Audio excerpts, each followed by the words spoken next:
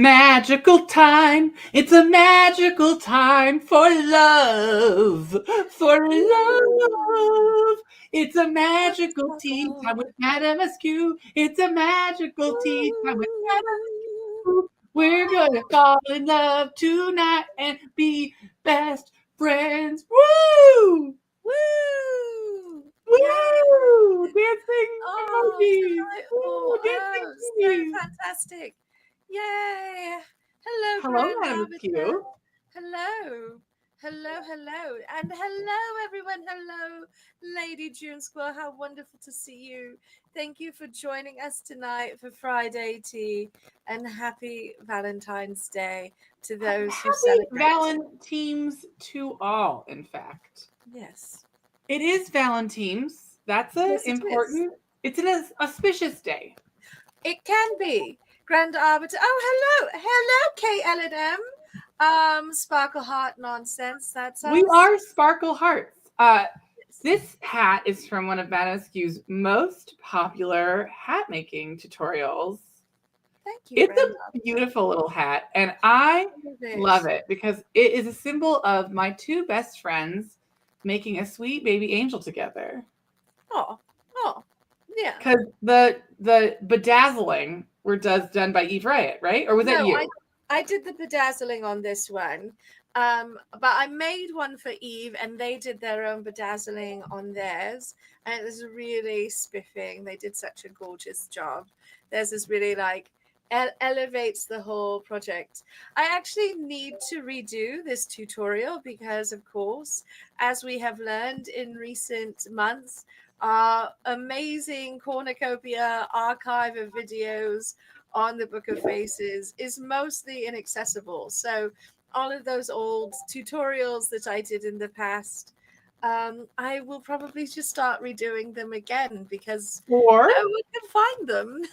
or it's possible if we have enough Patreon interest that we'll do like a little mini class or something along Oh, those lines. absolutely. Such a fun time. I love the mini classes. Hello, dear Tracy. Hello, friends. Hello, hello. Welcome, welcome. Thank you for joining Of us. course, you will not be doing any sewing except, of course, on The the dragon. great dragon that is hiding inside your sewing room, That's correct. threatening to devour you at every moment. Yes.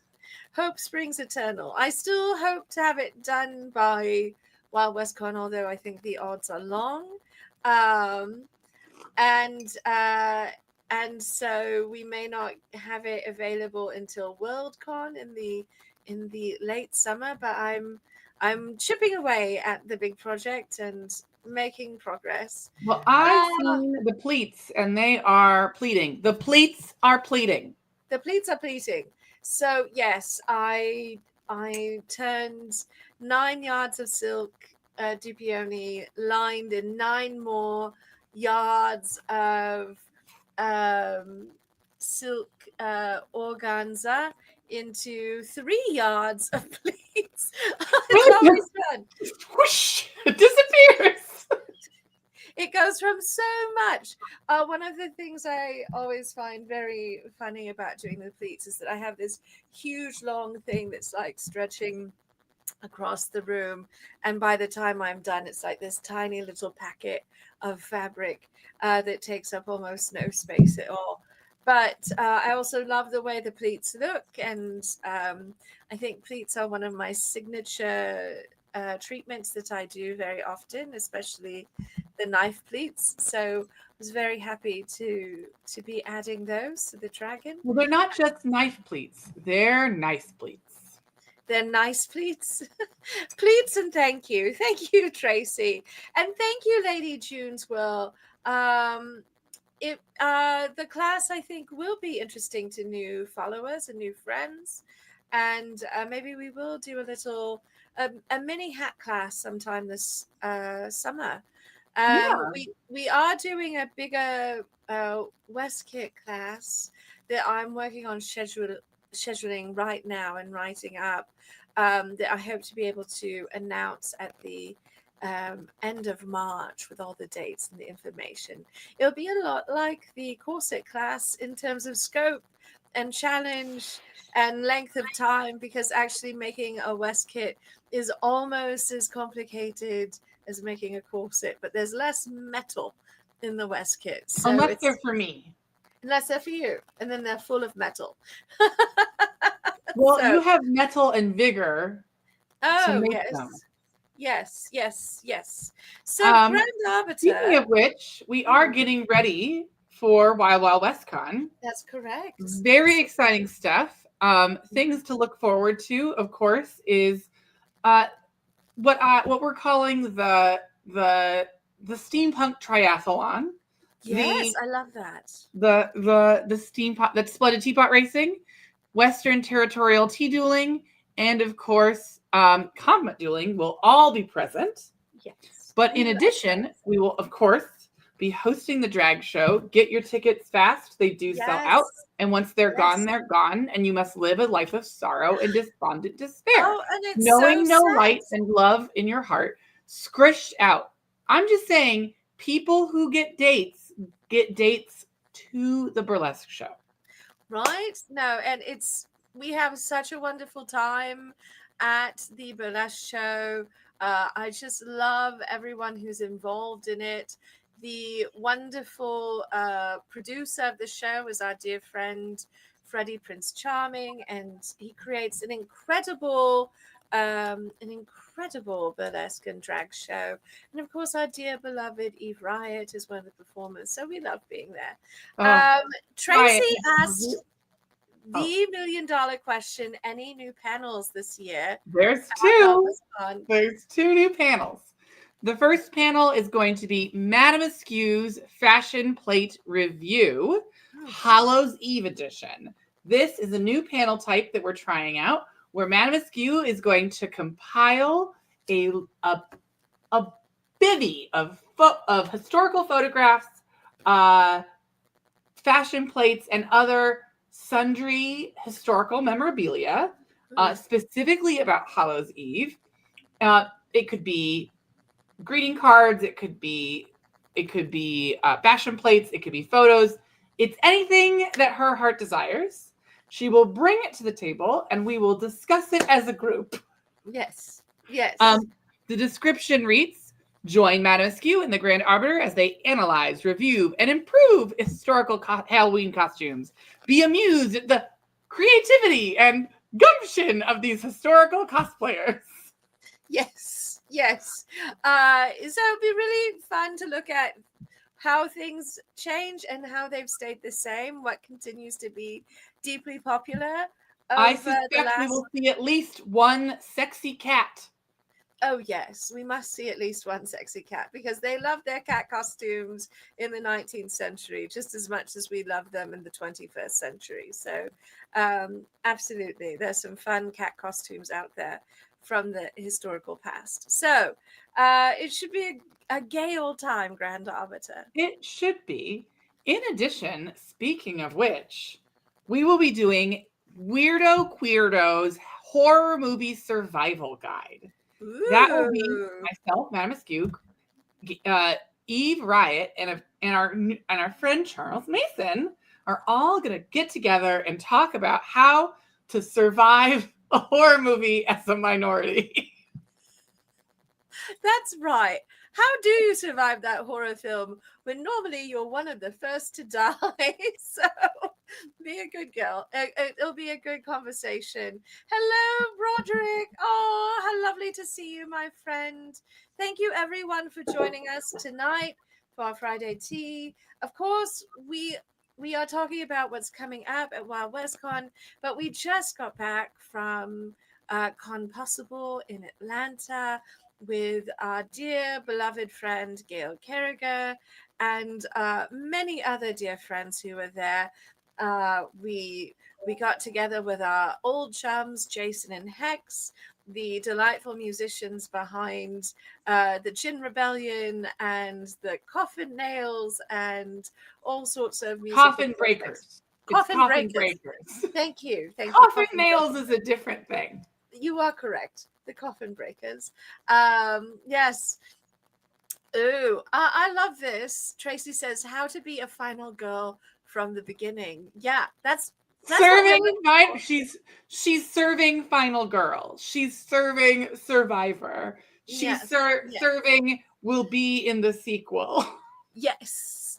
So, absolutely, we all want to be the final girl in our horror film universe.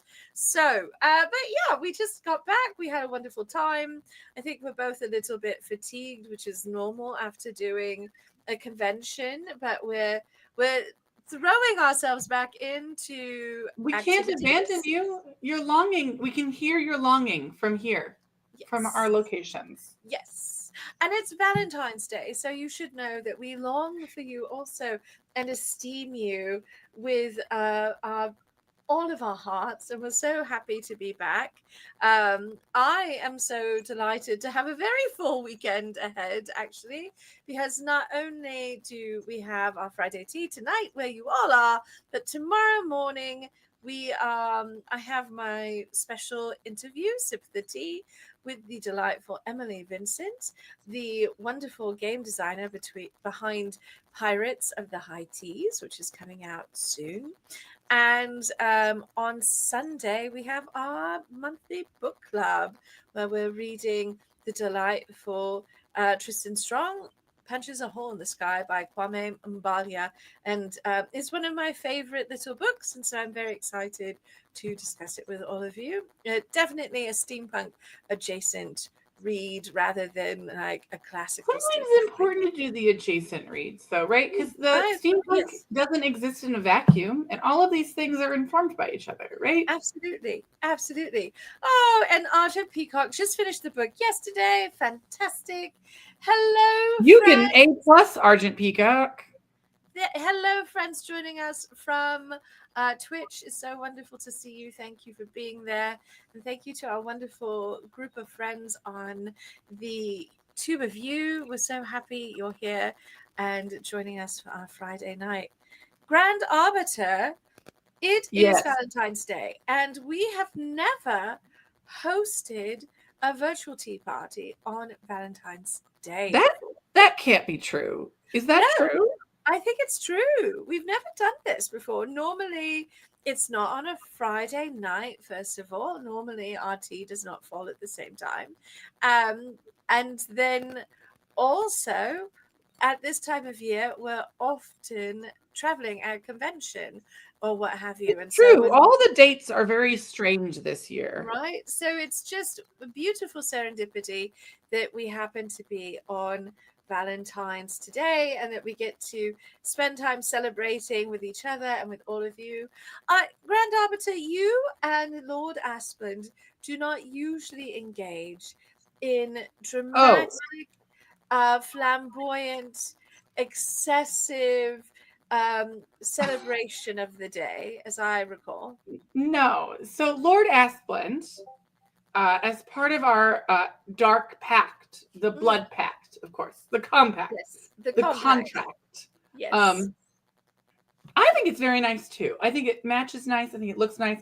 I don't want to leave that one up all day because it's delicate and so it should be folded and put away. But every so often, I take out my shawl that I've stolen from Madame Askew, and I put it hang. Go ahead. Please finish. And I hang it for her amusement so she can look upon it, knowing that I have it and she does not. And this is a beautiful shawl that was a gift from Lady June Squill, and it was very hard for me to part with it, to give it to the Grand Arbiter because it is so gorgeous. It's just but look how cute I look. I look like I'm surrounded in a field of flowers. You're stunning. This is very frustrating to me.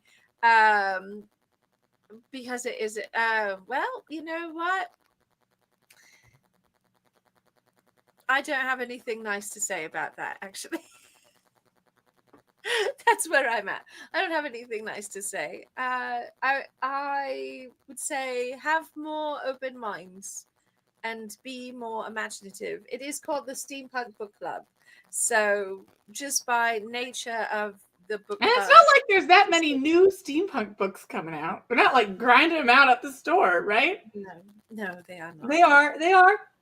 They're not impossible to come by, But we have that level of quality here at the Temporal Entourage Textual Talks that we have a quality expectation. Yes. We only bring quality books to the table, or books that are quality to, and there has not been a book, to my knowledge, that has not had at least a handful of people who loved it. Oh, yeah, we always have a jolly time chatting about our books. Bill and I are very committed to finding fun, interesting, good reads for book club every year. And we do expand the idea of steampunk. I just don't care for gatekeepers who may or may not have read a thing and decide that they know whether or not it could have any relevance to steampunk as a genre. So yes, this is the vibe. Thank you, Bill.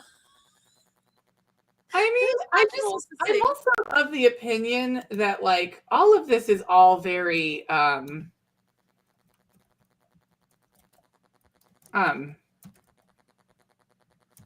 it's all very silly to be so dismissive. I also understand that people are like, well, we want to protect the brand or whatever. Well, but I'm going to say something very spicy, Grand Arbiter. What's that? If they are so concerned about protecting the brand of steampunk, where are they out in the streets uplifting steampunk artists? They aren't out here. That's what we're learning. They're not out here the musicians. fighting the good fight. No. So they can come back to me and tell me what steampunk is when they are doing the work of supporting the steampunk community. They can do whatever, I guess. Also, they are a steampunk page that is exclusively on Facebook. Embarrassing. We're feeling spicy tonight. It's the spicy chocolate I had before tea time today. Yeah. I'm having a peach ginger Assam, and it's very good. Ooh, delicious. I had it so I returned on my plane, and mere hours later, I had to do a complex war game involving woodland animals. Oh my goodness. Which used my entire brain. Oh my goodness. So I had to get a tea. So they all asked for this one, and I thought it was nice.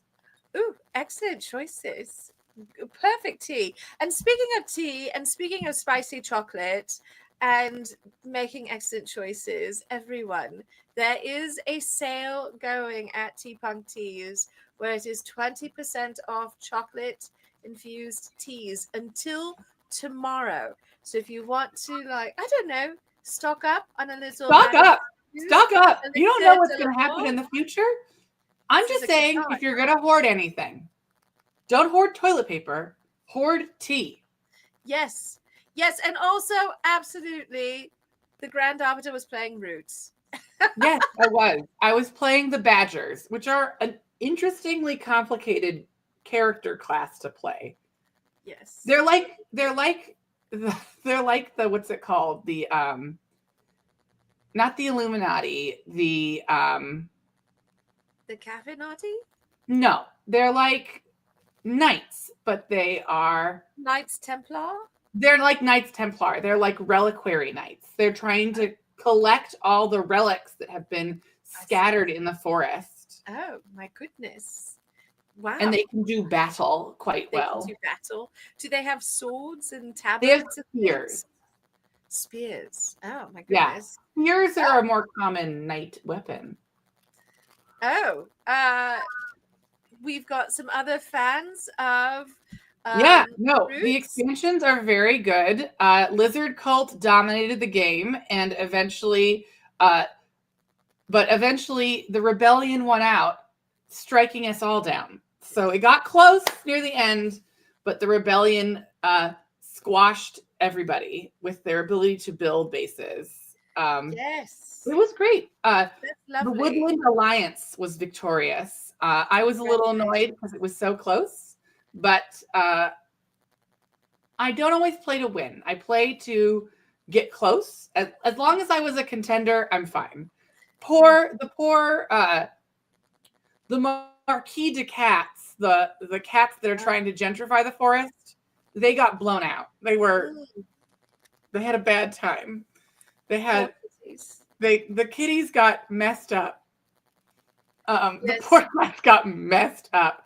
I'm very excited for the new expansions that are coming out, which introduce the frogs and bats, which are very exciting. I know that Madame Askew is not the biggest fan of this particular game, but she would watch me play dramatically and do dramatic calls in the comments. Yes, that I would watch.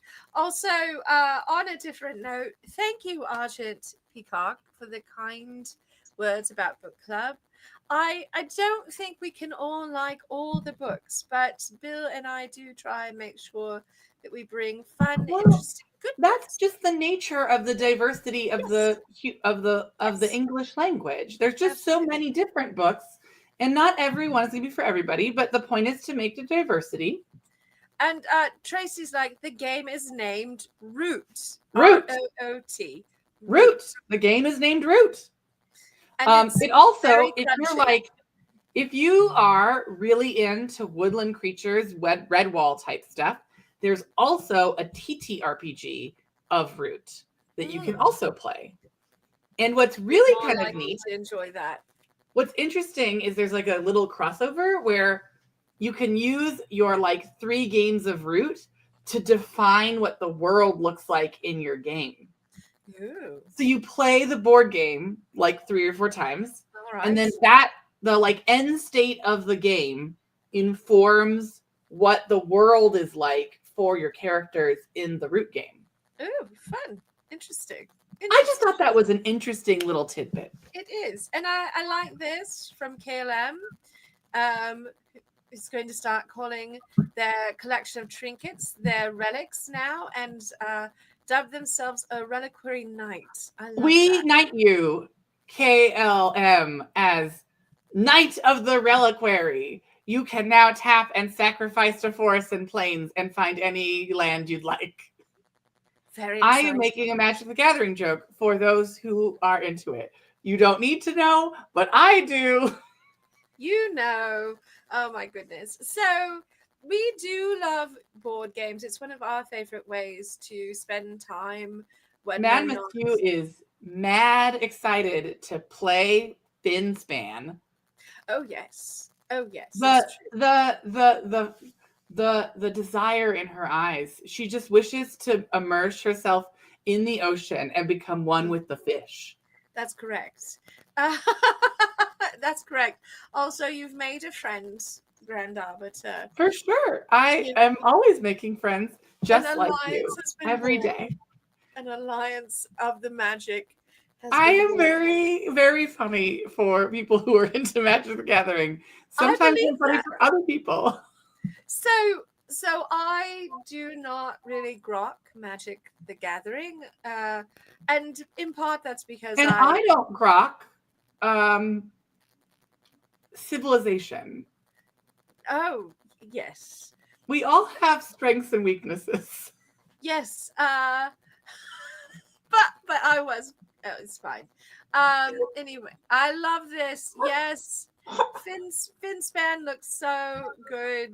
I love Wingspan. I love Wormspan. I love the whole opus of games, and I'm very We'll be sure to include a board game discussion thread in our next Patreon's corner, so that folks can really talk about. We can talk about board games at length. I would love to keep talking, but that's not what we're here to do today. No, although tomorrow I am sitting down with a board game designer to talk about her board game, Pirates of the High Teas, and board games and queer geeky nonsense. So please, if you are into board games, please join us for that tomorrow. It starts at 10 a.m. Pacific time, 1 p.m. Eastern, and it will be streaming in all of the places you're watching right now. So we're going to have a jolly time chatting, Emily and I. Ooh, it's a worker placement game. I love a worker placement game. I love workers. So cute. I love workers, and I love placing them, and I love a My goodness, those are some beautiful cards. You can check out those really cute things on the link I provided to their website for Pink Hawk Games, where you can learn about where you can find a copy of this if you are so moved after the discussion tomorrow.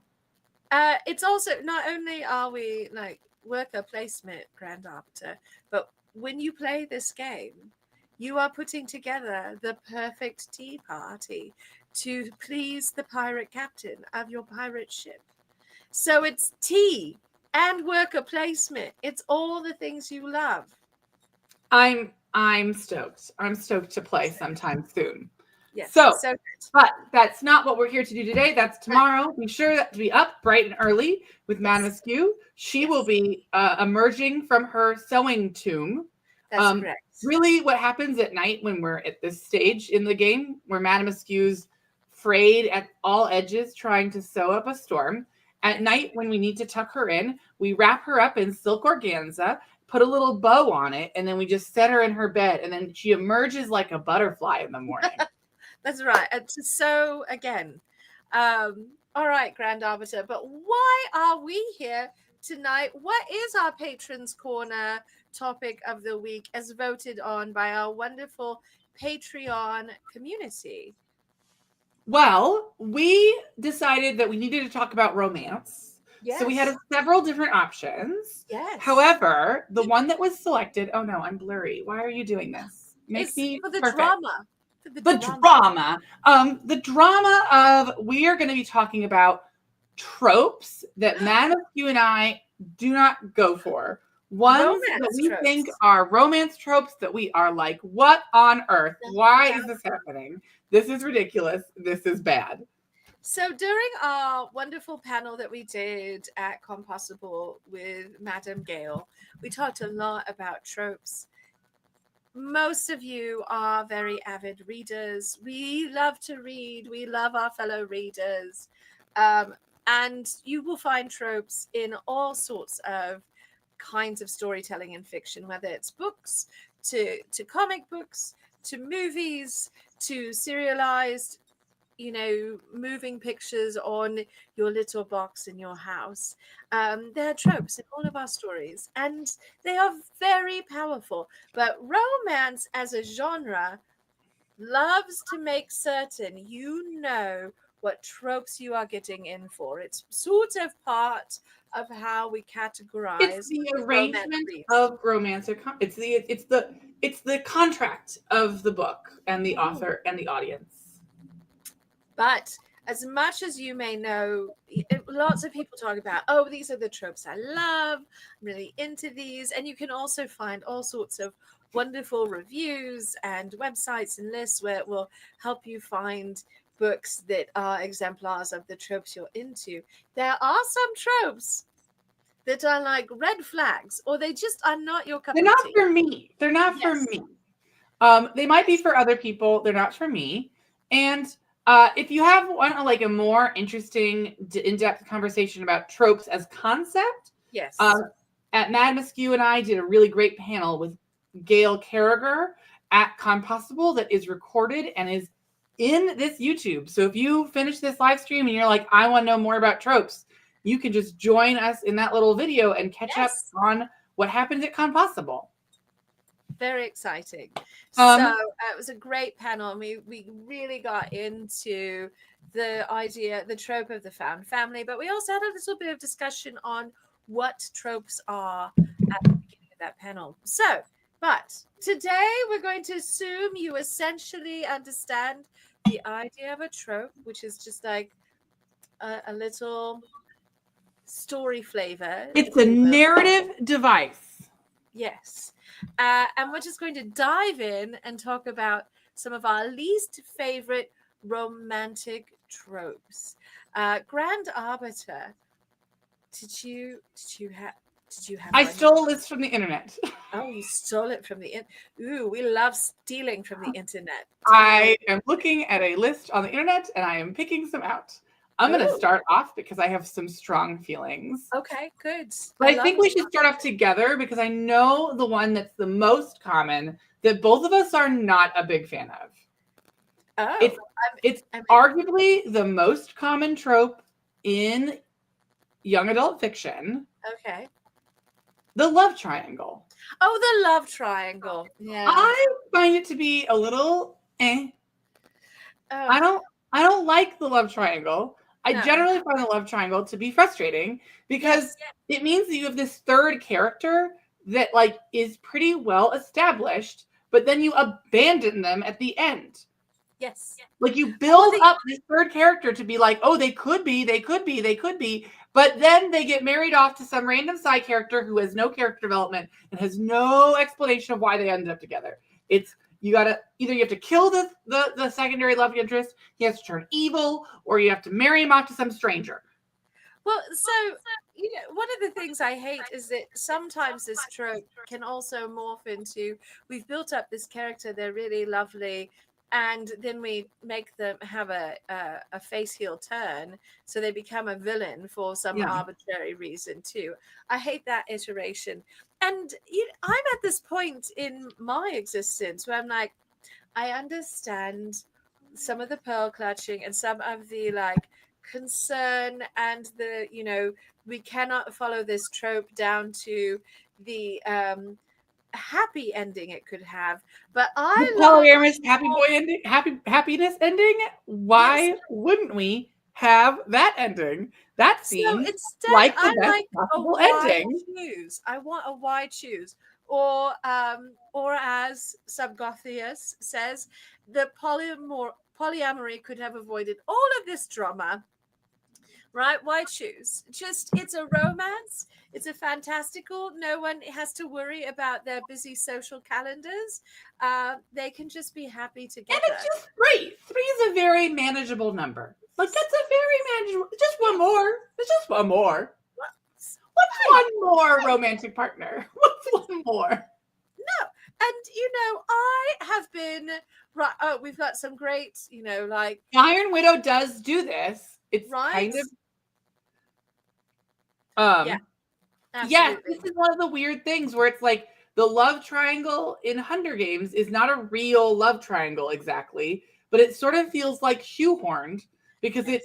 it's like, oh, we're playing into the tropes Mm-hmm. of this genre. And Mm-hmm. in order to appeal to this genre, we have to sort of build up this particular Yes. mystique, even though the Hunger Games in no way is a romance novel, right? No, but it has this romance subplot that And it has like value because there's this whole yes, component where it's like the political machinations of these yes, relationships are important. absolutely. Arguably, she marries him out of convenience at the end, so it's very complicated. It's very complicated. But also I like this. Or Sorry. there we go. Thank you. Triangles within triangles. I saw something today on Romance Blue Sky where I like to dip my toes in periodically, and someone was saying, "What? Why? If you don't like a love triangle, just go bigger and do a love dodecahedron. Like, just explode it. Don't shy away from going wild." And I just thought it was really funny. That's insane. That's insane. I don't, nothing about this sounds good. If you tell me that you're going to introduce 12 characters and then build them out as individual characters and then have them have a mesh, this sounds like dating in the Pacific Northwest. yes. Unacceptable. Yes. Now, look, we are talking about fiction. The reality is always more complicated than the world on the page. So we can have our fantasy on the page. We can have our wide choose. And hopefully your relationships do not require exponential math. If I have to know how to do, it's geometry specifically. If I have to know 4-dimensional geometry to solve my relationship problems, I should just get a cat at that point. Well, at the point that you have to do 4-dimensional geometry, June, I do think you need to be asking yourself what is happening. And if they require you to wear hooded robes and to do strange chanting before dinner, you might be in a cult. It's something to watch for. The point is terrible. The point is none of this is fun. None of this No. is particularly interesting for me. I find it to be unpleasant. That's my findings. All right. And I that's feel like okay. you're in agreement. I don't like a love triangle. I prefer a why choose. So absolutely. And it's not in all cases that there's an easy like alternative to the trope that you dislike, but in this case there is. You don't like a love triangle, look for a why choose. I find it a lot more satisfying. Okay. So Let's move on to a new trope because Tracy wants more. all right. So, all right. Secret baby. I hate a Ew! Secret baby! I hate a secret baby so much. Explain the secret baby trope. A little less common than the love triangle. Oh yeah, no, way less common, although it used to be more common 30, 40 years ago in Romancelandia. But secret baby is essentially when it can take a few forms, but essentially one of the partners has an infant. Usually it's the woman has a baby that that is the offspring of the romantic interest, but for some reason they were parted and she could never tell him that she had gotten pregnant and had his offspring, and now she's hiding it for reasons that are usually inexplicable. When they're getting back together, it would be nice to, I don't know, maybe serve him with some like papers for back child Man, support. secret baby's a wild decision. It's wild. It's wild. Secret baby's a wild decision. I delightfully, in my mind, don't have to worry about that problem that much conceptually. No, although in some fiction, I do. And that's a whole other thing. That's a whole other discussion. I dislike this trope so much that I have never finished a book that has this trope in it. It sounds really inexplicable. It's hard to explain why it's happening. And then on top of it, it means that there's this whole character who is like denied agency. Yes. So the closest I can think, and it's not really a secret baby, is this movie. Oh my gosh, never mind. I can't use the example because the title of the film just went out of my head. So that's no good. We understand the concept. We don't need to know a specific example because we're not going to read it because why would we? We don't want a secret baby. We want to have like an obvious replacement is like I like the trope that's like a really good replacement for this is like a new family trope, like where it's like where there's a baby existing for for specific reasons, like old dad is dead or divorce or problems. Yes. And now we're learning to put a new family structure together and the characters are learning to deal with that. It's lovely. And I just want to say no one is obligated to read any genre of fiction, but these are tropes we don't like in romance, but there are lots of wonderful tropes, and if you're curious, there are lots of wonderful books out there that can even do some of these terrible tropes well. When handled by a master storyteller, it's amazing what you can do with something that you can get away with a lot. You can get a lot. There are many crimes that people have gotten away with for very good books. Or very bad books. Very bad books have also gotten away with many crimes. That's true. 100%. Okay. So yeah, secret baby. Ugh. Secret baby. That we don't even have. We're like no. Secret baby. No, thank you for that one. No. Another one that I find pretty unpleasant is the bet trope. The bet. Oh, yes. The bet trope can take a few different forms. And like a bet between the two protagonists generally is going to be fine. But often it's a side bet with the male protagonist and his buddy making some kind of side bet because the girl is so ugly, unpleasant, problematic, killed your mom. I don't know.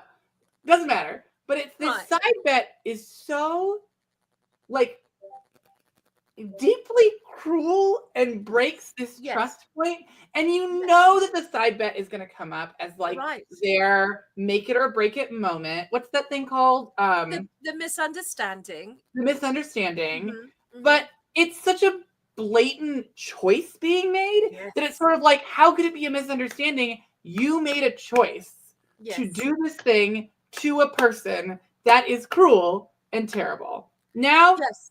I think the only successful execution of this is, of course, Taming of the Shrew, which is a complicated story, but it's only good because it was made by arguably the best playwright of modern history. But So, also, like, with Taming of the Shrew, casting and performance is everything in that show. Because if you do not have incredibly charismatic characters playing both of those roles who make you believe that they are not actually as terrible as they appear in the text, then it just doesn't work. But one of the things I love about many of these tropes, not the ones we're necessarily discussing today, but tropes in general, is that you can see their DNA in things like Shakespeare. And, even go back to, the Greeks and the wonderful Greek epics, and you will find these tropes present in those stories as well, especially things like secret babies and love triangles. I like how this is a double story. So this is a story, a story in two posts, a story in two comments. Cindy Joy says, Taming of the Shrew, Reckon's story. 4 comments later, Cindy Joy, my secret shame is that I love Taming of the Shrew. Listen, Cindy, I cannot throw any stones because I also love the Richard Burton. I think it's very funny that you told on yourself. No, it's so good though. It's so good. So yes, I mean, I love the Taming of the Shrew when done well, but it certainly is often done poorly, and that trope, does not always hit. But KLM, 10 Things I Hate About You is wonderful. And then we have like Dogfight, which is not a movie I think a lot of people have seen. It has River Phoenix in it. It's actually a very sweet movie on one hand, like there's some sweet moments, but it's also it's an indictment of so many aspects of the culture of the time. It's part of this. So it comes into this like genre of boys club BS that inflects all of these things. Yes. Like I would call like the prank date and other similar tropes all sort of married to the bet. Like they're all kind of it's what if patriarchy ruined your life and then you fell in love with him? Woo! And you know what? This is really close to another one of my hated tropes, which is the alpha hole, or the very, very strong alpha male protagonist, love interest, who is absolutely just a schmuck. If you will excuse my language, he is an asshole. And so but there's something about him that's so compelling, and the woman just cannot resist his powers. But he's an absolutely vile human who is just, that only works in toxic porn. Masculinity. That only works in porn. And like even then, that book has to be short. Yes. Like it's a short book. It's a page, they bone, end of book. This was very popular trope in the 90s. Well, and into the early 2000s. If you were reading any paranormal romance at all, you'd see this so often in paranormal romance. It got a lot of pushback though in the romance community. Well, and it's sort of what spawned a lot of this trope spawns the Omegaverse stuff. Oh, I Oh no! Listen. Again, sometimes makes for fun porn. Not great narrative writing about characters who love each other all the time. No. Sometimes, I'm not going to say any trope can't be No. done well. I'm going to say this is complicated.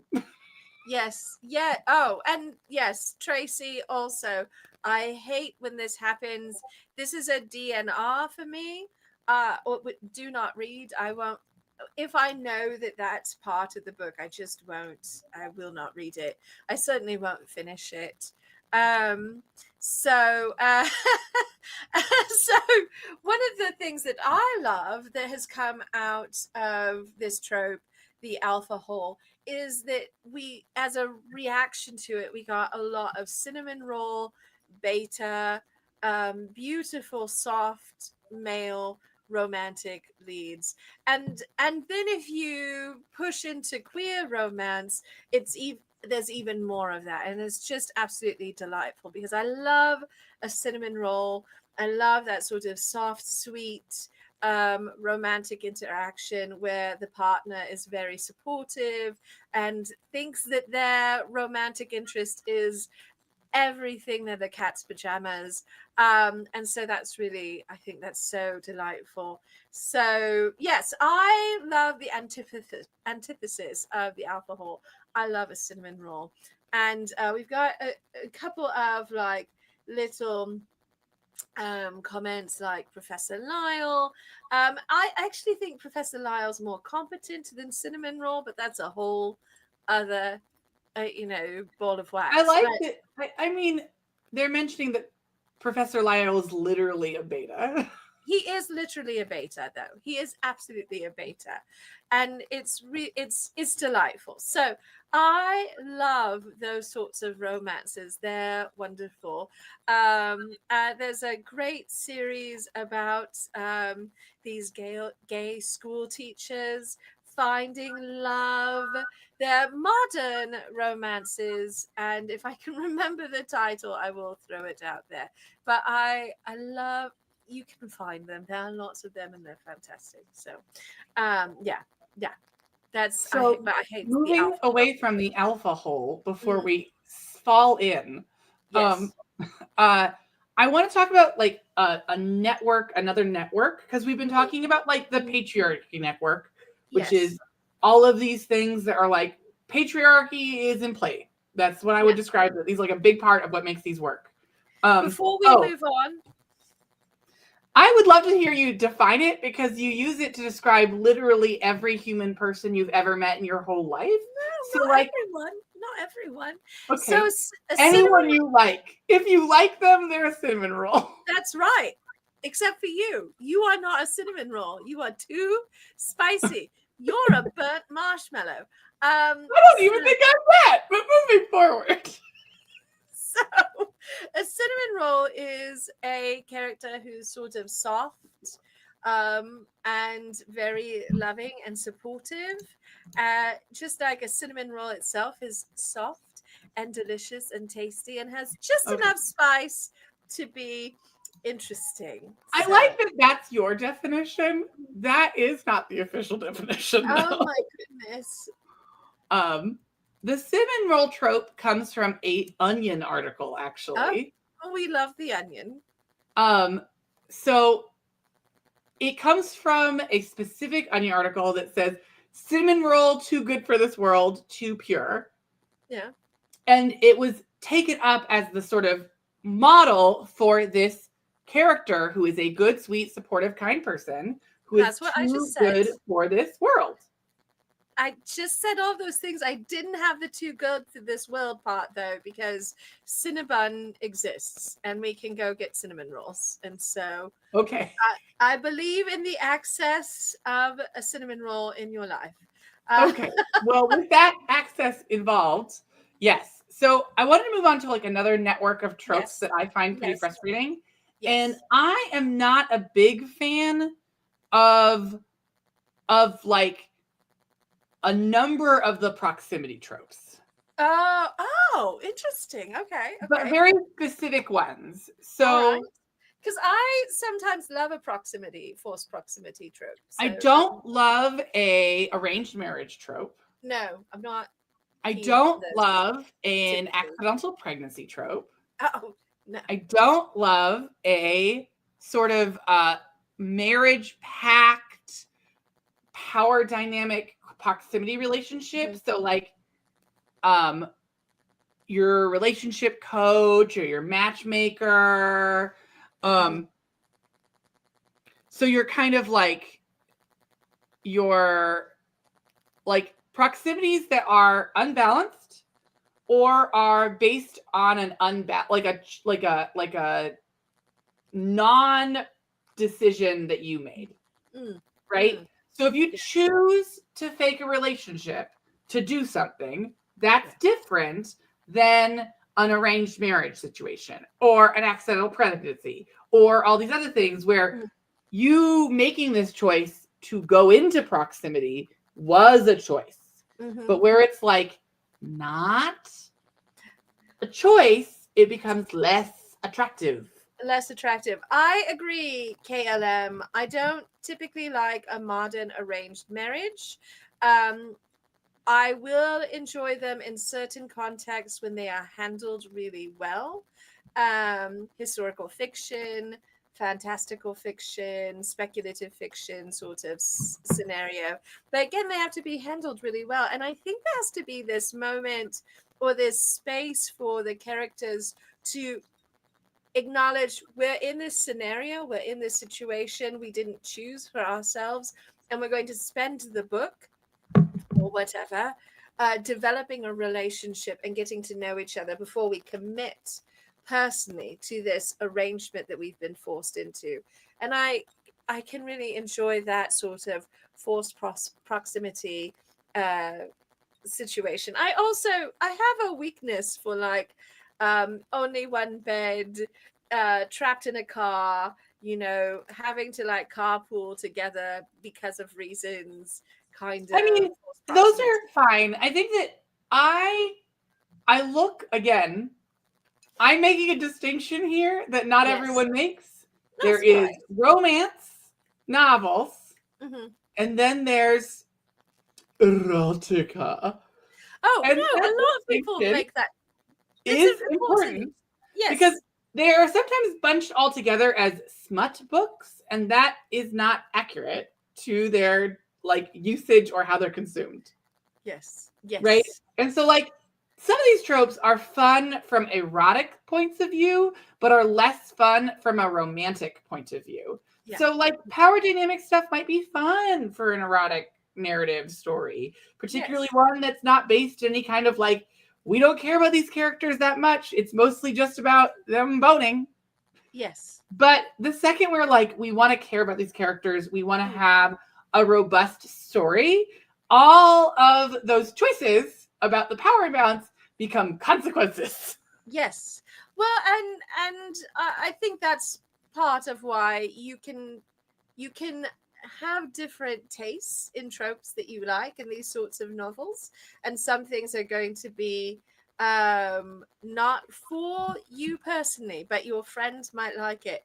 And Lady June Squill, I too call it smut in general. I think smut is a delightful word. It has a wonderful feel to it when I say it. It's very satisfying in a sort of Anglo-Saxon fashion.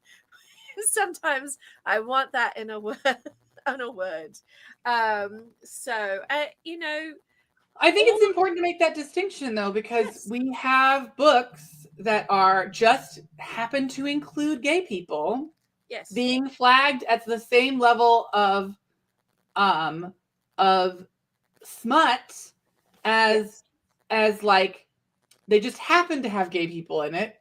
They maybe hold hands and kiss once with folks with incredibly intricate details about genitalia. That's about the dance of genitalia, the waltz, the waltz, the genital waltz. Things I never thought we would say on this show or get into, but here we are. But to move on to other tropes that we dislike. I've never particularly cared for this trope in any of its iterations, but particularly today, in this time in history, I am so completely over the billionaire romance as a trope. I mean, have we ever met a billionaire that is actually a nice person? No. No. I like don't agree that I don't agree that the billionaire would be nice to you. No. I don't agree with that. And I also think that the problem with that is it comes to a power dynamic thing that's so universally like, oh, they're held to a different standard. No, we're not having a flashback. It's just us talking about genital welts. It's fine. Go to your doctor if you think you've contracted genital welts. It was definitely the younger Strauss, who's the black sheep of the family. Never talked about, never performed in Austria. They try and ignore that waltz was ever written. They performed in Astria. Austria. Yeah. All right. Tyson does have, Subgothius does have maybe one billionaire. There may be some out there who are like, maybe. No. But Not to be in general, not to be a big old stinker.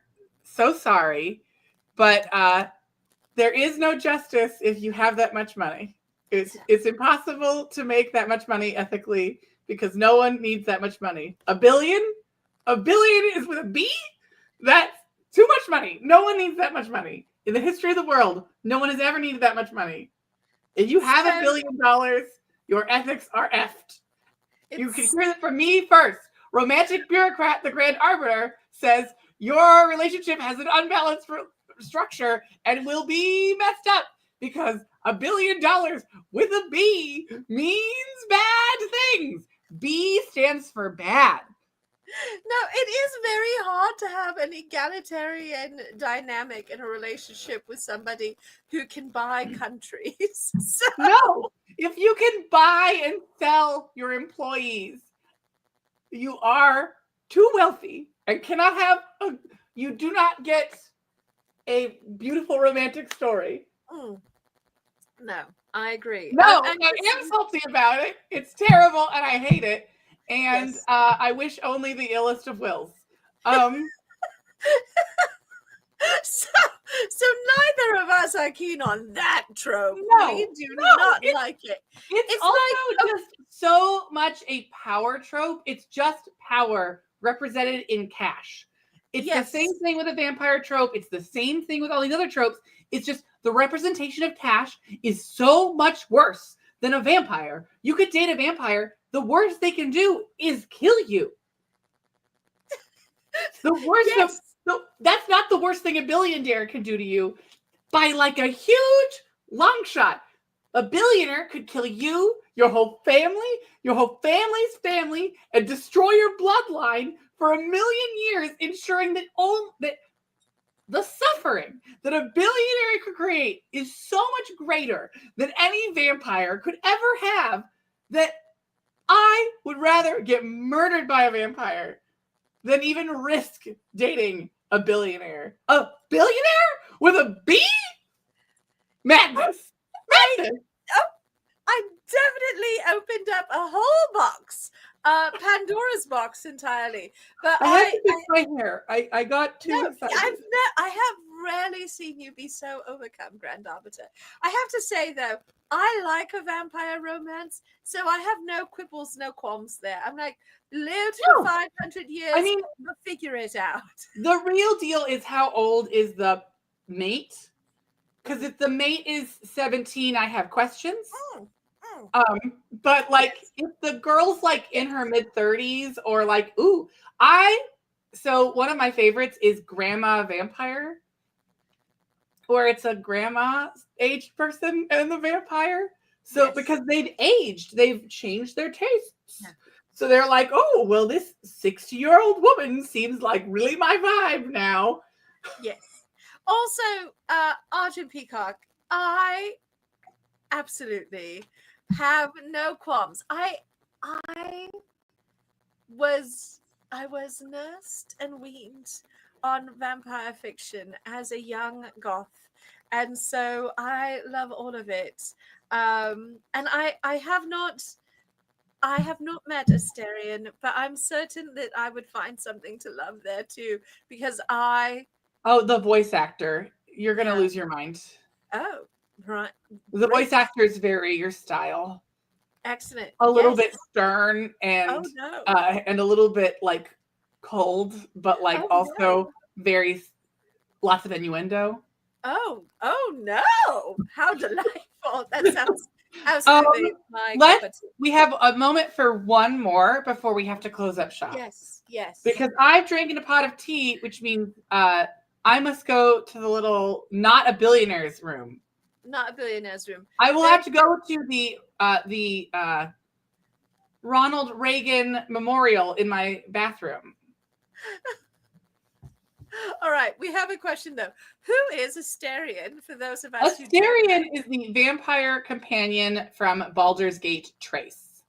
Thank you. From Baldur's Gate 3. Thank you. Look at me, knowing all the stuff. I appreciate that so much. Thank you. So, Grand Arbiter, I took us to Billionaire Romance. Would you like to wrap up? I feel, as the reader of Romantics, you pick your last one. Pick the one that fills you with the ire most foul. Right. May your blade be sharp. May it cut your enemies in twain. Yes. Here we go. We're getting into it. This is, again, something I at this point, I don't know why I think there's any holds barred on any conversation we could possibly have on Friday Tea. I mean, just so we're clear, look me in the eyes. Everything is kind of bad. I am going to start swearing. I know it's shocking every time I do it, but that is life now. And that is just, we have to live with it. And I'm so sorry, but things are bad. So continue to understand that we will have sassy, silly conversation, and it keeps up a large quantity of people in my viewing audience. And so you're incentivizing this behavior by staying here. Oh, all right. Okay. Well, all right. With that dramatic soliloquy on the a moment.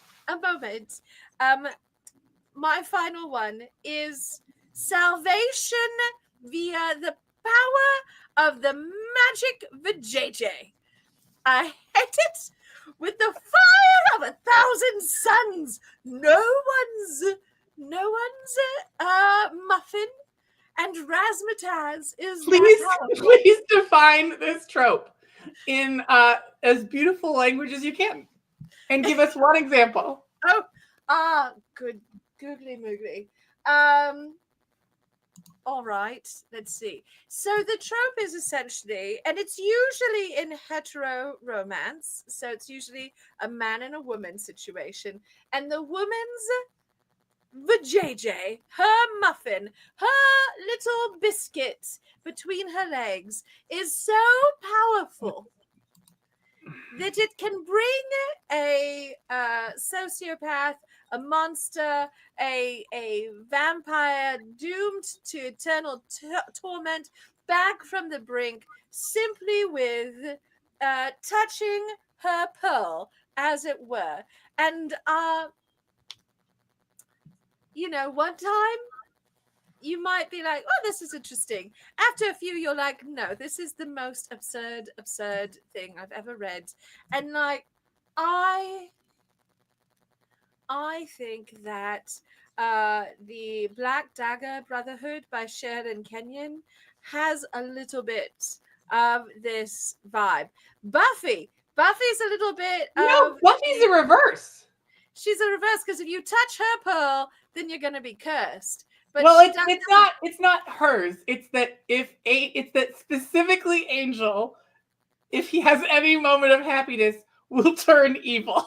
Yes. All he has to do is have one orgasm and that's it. One really solid orgasm, which means that anytime he hooks up with any girl after, you know he's not that happy.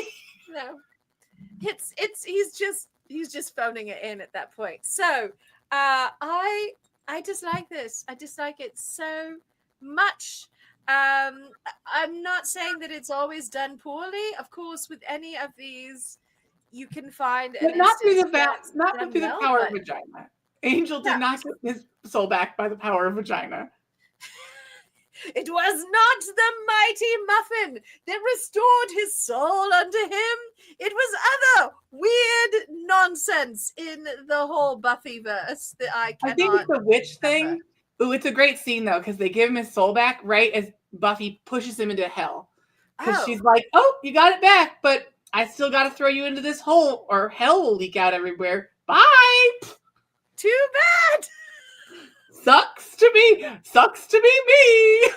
No, typically I love Buffy and I loved Angel, but there's like 2 seasons of Buffy that I missed, and I've never. I think the last 2 seasons I've never seen. So there's like a number This is of season 2. storylines I missed. So this is season 2. Oh God, I'll have to. It's rewatch early. it. It's early in the series. I don't recall. But I believe you. It's just been. We'll so do long. a Buffy rewatch and then we'll talk about it, I guess. Maybe that's our summer project. Yeah. Who knows? So that is our show for today. Thank you. I hope you guys have enjoyed yourselves.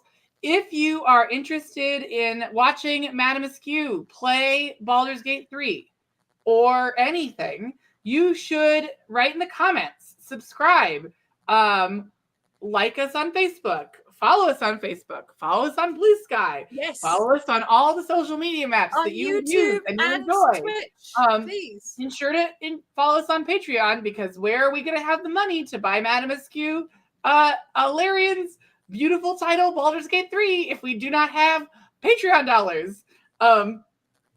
Know that Madame Askew is not allowed to play video games until the sewing is complete. So her prison is fabric, but maybe on the other side, there's a live play of Baldur's Gate 3. Who knows? Could happen. It's possible. Or just maybe even just a Madame Askew plays and enjoys and then tells you about her favorite parts. Yes. But I will be with all of you tomorrow morning at 10 a.m.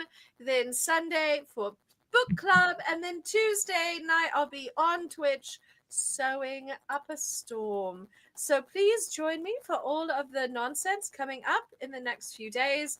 And in the meantime, as you go out into the world, please remember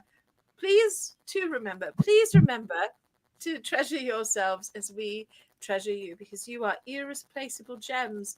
And if you do not take care of yourselves, how will we be able to torment you every week with this kind of nonsensical Friday tea where we all laugh together and you get the Grand Arbiter and I to talk about magical genitalia and also genital waltz and the genital waltz?